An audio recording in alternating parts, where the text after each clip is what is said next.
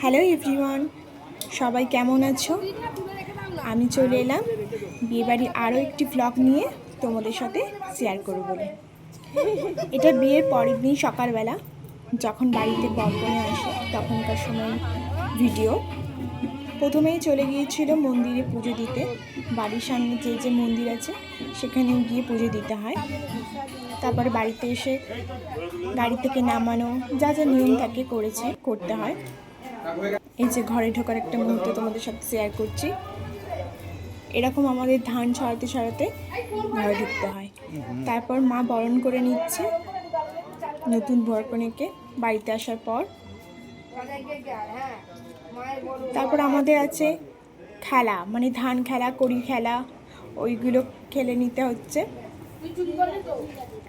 তারপর বাচ্চা কোলে বসিয়ে মিষ্টি খাওয়ানো। চলো টাটা, আবার দেখা হচ্ছে নেক্সট ভিডিওতে। কেমন?